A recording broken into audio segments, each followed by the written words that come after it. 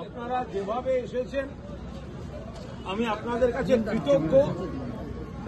যে পরিস্থিতি থাকুক, সারা পশ্চিমবঙ্গ থেকে কাল সারা রাত আমি ঘুমোতে পারিনি।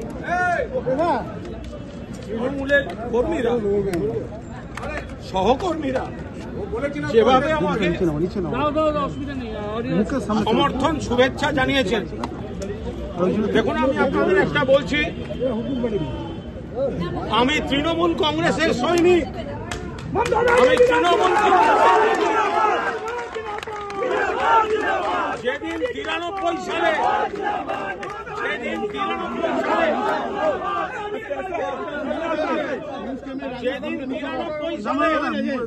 আপনাদের অনেকের জন্ম হয়নি, সিপিএম মমতাদিকে খুনের চেষ্টা করেছিল। আমি পুলিশের গাড়ি থেকে অচৈতন্য মমতাদিকে তুলে নিয়ে হাসপাতালে গিয়েছিলাম। ফলে আজকে যে বা যারা সাধারণ কর্মীদের আবেগকে সম্মান না দিয়ে দাদাগিরি জমিদারি চালাচ্ছেন, আমি একজন কর্মী হিসেবে সেই প্রথার বিরুদ্ধে লড়াই করছি। আপনাদের সঙ্গেও যখন এই ঘটনা ঘটেছিল আমি সাধ্যমতো চেষ্টা করেছি আপনাদের পাশে থাকতে। আমি বলছি যে আমি তৃণমূল কংগ্রেসের কর্মী। কোন এই ঘরে বসে থাকা নেতারা তাদের চামচা না হলে পুলিশ দিয়ে হ্যারাস করে আপনাদের ওপরও যা যা করেছে, আমি আবার বলছি, আমি পদে থাকি না থাকি, যদি এই অসভ্যতা হয়, কুণাল ঘোষ আপনাদের সামনে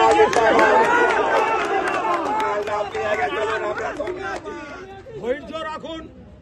উত্তর কলকাতার কর্মীরা, সারা বাংলার কর্মীরা সবাই মমতাদি নেত্রী, অভিষেক সেনাপতি, তৃণমূল একটা পরিবার। কিন্তু দলের উন্নতির সঙ্গে সঙ্গে সাধারণ কর্মীদের আবেগকেও গুরুত্ব দিতে হবে। শুধু হোয়াটসঅ্যাপে চামচাবাজি করলে দল করা যাবে, এইভাবে দলটা হতে পারবে না। সামনে ভোট, আমরা 42-এ 42 টার্গেট করে এগোচ্ছি, 42-এ 42 টার্গেট করে এগোচ্ছি। কে কি ব্যবস্থা নিল, আমি যদি আমার মন থেকে তৃণমূল কংগ্রেস করি, কেউ আমার সেই অধিকার কেড়ে নিতে পারবে না। আপনারা যে ভালোবাসা দেখিয়েছেন আমি কৃতজ্ঞ থাকলাম, আমি মনে রাখব। এবং চারপাশের আরো জেলা থেকে যারা ফোন করছেন আমি একই কথা বলেছি, এই লড়াইটা কর্মীদের অপমান করা যাবে না। পদ নয়, পথে আছি। আপনারা পরিষ্কার শুনে রেখেছেন।